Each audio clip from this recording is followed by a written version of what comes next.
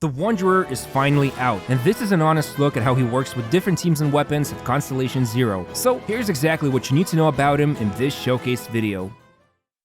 So I want to start this video by saying that the Wanderer first and foremost is strictly a main damage dealer. He is basically like Cyno or Yoimiya. You build teams around units like them. Now, in order to show you his damage numbers, Wanderer is equipped with the latest Desert Pavilion Chronicle set, or DPC. I spent about 4,000 resin, and this is the best of the worst luck I had. Now, I wanted to use Dodoco Tales for the personal damage showcase, but it's a pretty old event weapon, and newer players could be missing out on it. So instead, Blackleaf Agate will be used here. Finally, he is level 90 at Constellation Zero with all talents raised to level 8. And starting off with his burst, the famous stomp seen in trailers finally comes alive with damage numbers, and they're fine. A total of 5 hits, each dealing 7,700, end up causing roughly 38,500 damage to our Drake boss, who is today's test subject. Next, I activate the Wanderer's skill, which deals 5,000 damage initially, and then he goes into his hovering mode, where he proceeds to unleash his normal attacks. The damage ranges from 7,000 to almost 5,000, and he can remain in air for about 10 seconds before he descends, and the total damage is about 157,000.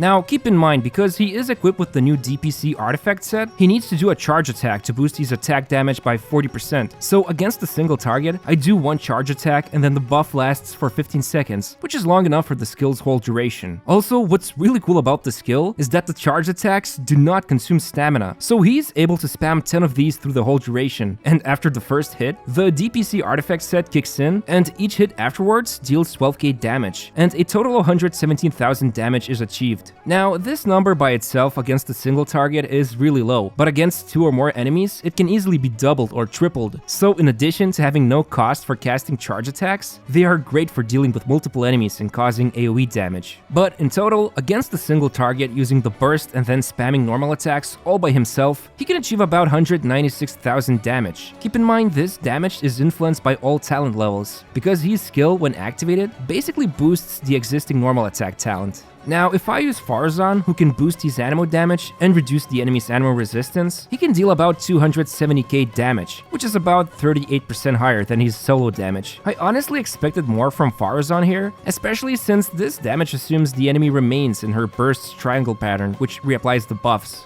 But what about using good old Benny Boy? By repeating the same attack combo with his burst and skill, the Wanderer is able to achieve 313,000 damage, which is about 60% bigger when compared to his solo performance. I'm not gonna lie, it's kinda weird to see Benny outperform a specialized unit, but there are some exceptions, and I'll talk about this in Faruzan's video that's coming soon. Also, this is a good time to mention his first passive. Basically, when he uses his skill initially, it can infuse with either Pyro, Hydro, Electro, or Cryo. In this case, he infuses with Benny's Pyro and obtains extra 30% attack. Unfortunately, this boost is based on Wanderer's base attack, so with Blackleaf Agate, he gains only 251 attack increase. On the bright side, with Cryo Infusion, he can gain 20% crit rate, which is much more valuable. In fact, it's the best buff he can obtain, while Electro can help him regain some energy from using his attacks, and Hydro increases his hover duration. You can see the colors light up on his back for the corresponding elements he is infused with, although we can only have 2 at most, and this passive buff lasts until he stops hovering. So, finally, if we combine Benny's and Faruzan's buffing, along with Zhongli's shield, I was able to deal around 484,000 damage with Wanderer. Again, keep in mind this assumes Faruzan can shred the enemy's resistance consistently.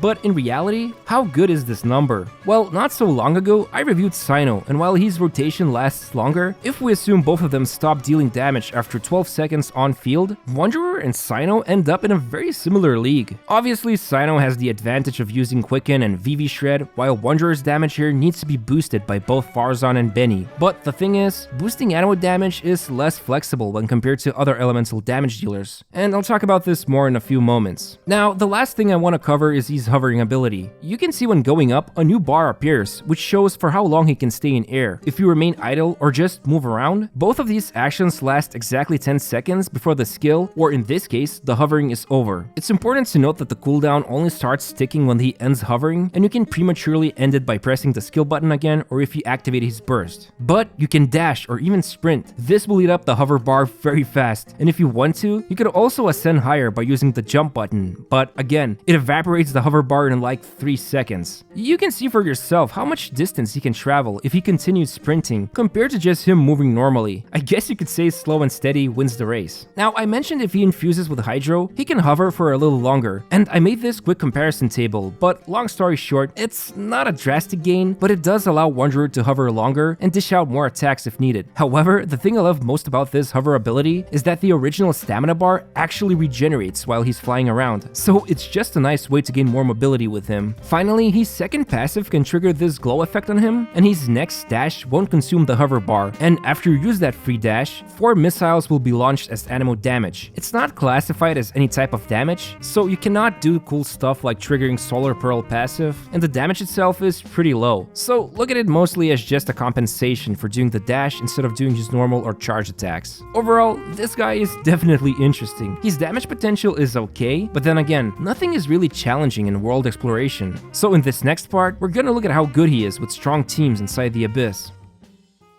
Just like with every other showcase video, keep an eye on the bottom of the screen to see what loadout Wanderer is using. So let's talk about his weapons and teams. I first wanted to see his single target damage potential with double Hydro and a shielder. See, the thing is, Wanderer does not gain any kind of resistance to interruption after activating his skill. Now, I wouldn't mind this, but he's just so squishy and so easy to knock around, which makes no sense because he is hovering, but almost all enemies can deal with him, and not only that, their attack patterns change, and all in all, it's kind of a nightmare to use him without proper shielding, unless you're playing freeze. So this team here with Xingqiu, Yelan, and Zhongli worked pretty well on the second side of floor 12, and as you can see, he is still using the artifact set and weapon from the solo showcase, which is good enough to clear the chambers, although I would say it's better to equip on him VV artifact set if he is the only anemo, since that resistance shred for Yelan and Xingqiu is a much better contribution to team's damage than just boosting his normal attack damage from DPC artifact set. So I tried this team again, and this time he's using Viridescent set and his signature weapon, which basically boosts his normal attack damage, but not charged, only normal. So this weapon is perfect against single targets, and it's his best in slot choice. And as you can see, the team does pretty well. However, in AoE, there are better options. Which brings me to his second loadout with Dodoco Tales. I'm actually surprised how good this weapon is on him, although I have to make it very clear its best use is against multiple enemies. So for example, in this chamber, it works really well, and the team I'm using here is double Pyro, double Anemo. It's something that I really enjoyed using in the past with Hazo, and it works great in here as well. Thanks to Benny's fast healing, it's kinda possible to survive without a shielder, and Wanderer can just keep unleashing attacks, which by the way, he can do this as he is moving in air, so I can spam charge attacks and reposition him slowly, but the enemies are quick enough to catch up to him really fast. Now, the interesting thing about the second Anemo unit in this team is that it can be anybody. Jean, especially if she's C4, she can massively reduce enemies' resistance by 40%, or going for Kazuha for crowd control and to boost pyro damage, or even Faruzan. At C0, she's a bit unreliable, especially considering how weird her burst pattern is, but then again, if you need ultimate crowd control, bringing Venti is also a pretty nice addition to the team. But I wanted to find out something. There's literally an artifact set named after him. How good is it? Well, more or less, it's an inferior version of the latest DPC set, and it only boosts charge attacks. But if you don't want to waste the resin on the new domain, it's actually pretty decent against multiple enemies. I also tried out Shimanava set on him. Again, it's the same story as with Wanderers, except that it's a bit annoying when it takes away his burst energy. Although, if you use him in a rotation so that he does his skill, then burst damage, I guess it's not bad, but the new set is definitely the best one to use if there's another Anemo unit who can apply VV Shred on enemies. Now, I also wanted to try Freeze, and I'm using here Skyward Atlas with Viridescent set so he can boost crowd damage, and it's pretty decent, I have to say. One thing that I really wish he had was some sort of crowd control, because it's hard to maintain freeze on enemies when they are spread out, and there's no way to gather them in one place like in Morgana or Ayaka freeze teams. Of course, who could forget Taser? It's really easy to infuse both Electro and Hydro here, since they can exist on the enemy at the same time, so Wanderer can gain some energy from using his attacks, and he can hover for a longer time. Again, I wish he had crowd control here, because the best part about Taser when using Anemo as a driver is that you can neatly group enemies together to achieve really consistent damage, thanks to things like Swirls, Beto's Lightning Arc Burst, and of course, the Electro Charge itself.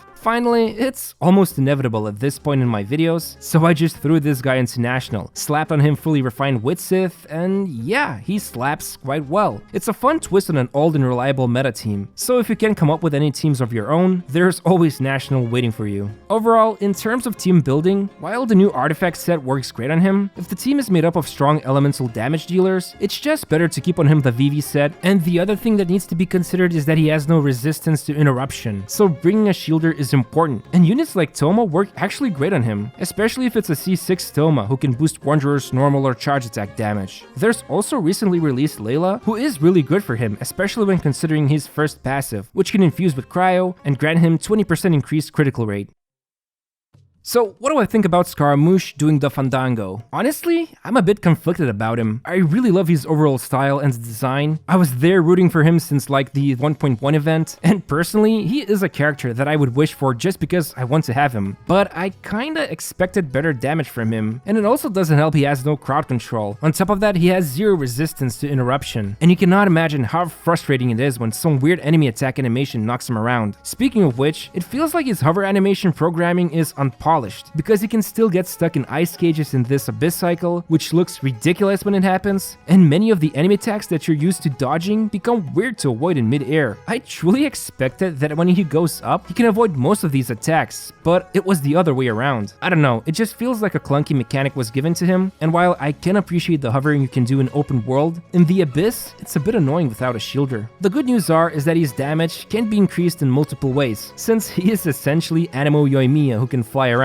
So you can boost his damage with Faruzan, Benny, and Sara. His normal attack damage can be increased with Yunjin or Candace, and he also synergizes well with shielders like Toma or Layla. In addition to that, he can also spam charge attacks without losing stamina, something that I'm sure is going to become better as time goes on. And overall, it feels like the developers aim to create this careful balanced take with Wanderer, who can specialize in both single target and AoE damage. But as of now, I would say Wanderer or Scaramouche, or however you decide to call him, he is only a must-pull for those who have been eagerly awaiting for him. He is absolutely a blast to use in open world. I'm sure we'll soon find videos of people skipping domain puzzles with his broken flight ability. And overall, he is an important piece of Genshin's history. But when it comes to the Abyss, I just don't think he's worth it for people who are still struggling achieving 36 stars. And you're better off to just wish for Raiden Shogun if you still don't have her. But regardless, it's your own choice. Play the game as you want. Just make sure not to get sucked into the vicious nature of gacha games by spending too much money. Anyway, I hope you enjoyed this video. I really wanted to be honest with you here, and I would appreciate if you could press the like button on this video and subscribe to my channel. Thanks for watching, and see you soon.